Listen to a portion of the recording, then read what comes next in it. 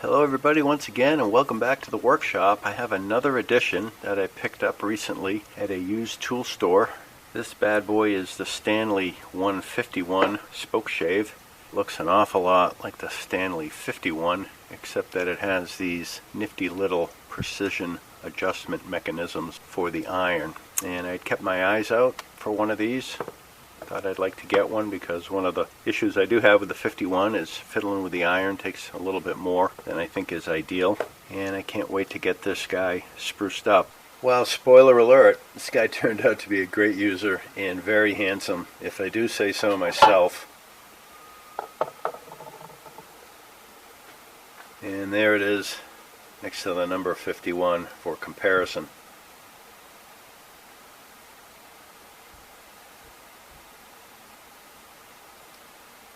After spending many hours on it, my best guess is that this is a late model tool that is not a very good example of what Stanley offered over the years.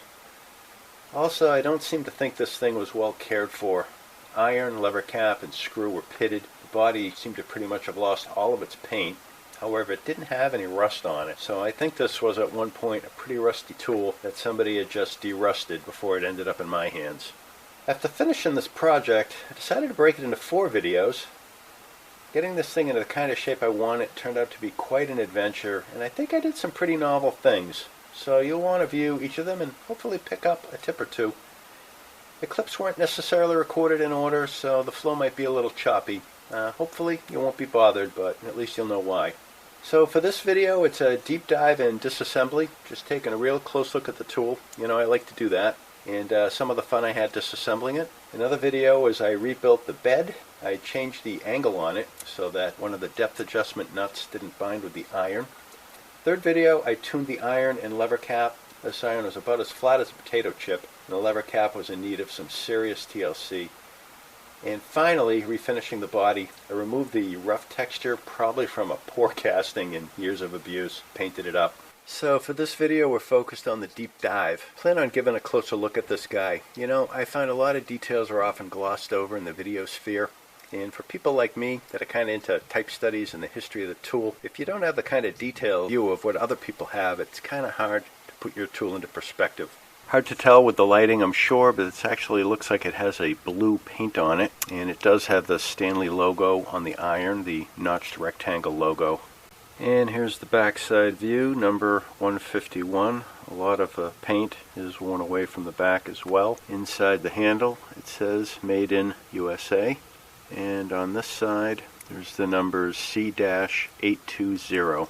Other notable differences between the 151 and the 51 is the guy up here seems a little more delicate, a little more graceful. This guy seems wider and maybe bulkier, if that's the right word. And it also has these thumb imprints on the back, I guess for pushing the shave. And the edges of the casting don't seem to be quite as smooth. I don't know. And obviously there's no detail on the thumb here as there is on this presumably older number 51. A gentleman named Jeff Peachy, that's peach as in like the fruit, started a type study on the Stanley 151s, and he welcomes any and all information to help refine it. According to him, the thumb tabs on the back were common after the very early ones, so sometime after the 1920s, and he also seemed to indicate that the blue color, best he knows, was of the Sweetheart era, which puts it in the 1920s. However, the logo on this guy is post-Sweetheart era, which is a bit of a confusion. Now, there's no guarantee that the iron of this guy is original, but without any more information, that's my best guess. And he also seems to indicate that by the time the rectangular logo came out, the cap irons were painted red. So I'm not quite sure. My best guess is this is post-World War II, because I think the non-black colors is consistent with that, but again, I'm hardly an expert either. And I do notice by looking at it, I think I've indicated it's not the finest casting. And everything seems to be iron or steel on it. No brass to be found. If I take the lever cap off, you can see it tends to have the smaller indentations behind the iron. Notched rectangle, made in USA. On the back of the lever cap there's an L cast into it and a C049. So the first challenge I have is this nut came off without incident. However, this one is seized to the bolt that's screwed into the body of the Spokeshave.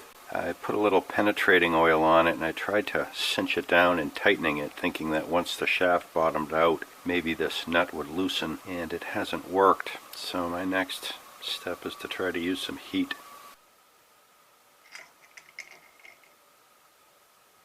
Well, I tried sandwiching this between a couple pieces of pine, and that didn't work. I'm now going to try sandwiching it between a couple pieces of plywood.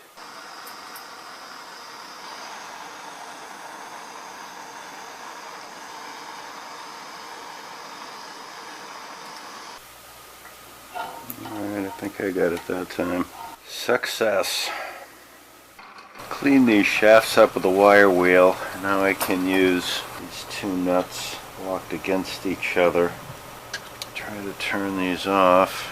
And that was the one that was giving me trouble because this is in backwards. So these nuts are only threaded at the top. They're not threaded the whole way through. Down.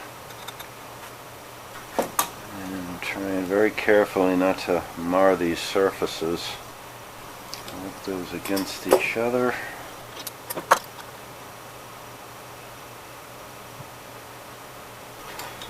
Boy, it's not coming easy.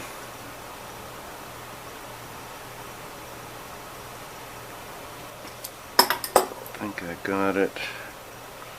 And success! Well, now that I have it disassembled, it's time to talk about the next videos. I spent some time rebuilding and flattening the bed. You don't want to miss that one. Also in the series, I go into a fair amount of detail as I sharpen the iron and tune the lever cap. And finally, I put together a video showing how I resurfaced the cast iron and put a new coat of paint on this bad boy. Well, you know, I gotta be honest, this Spokeshave turned out to be a lot more work than I imagined when I bought it, but I am looking forward to using it.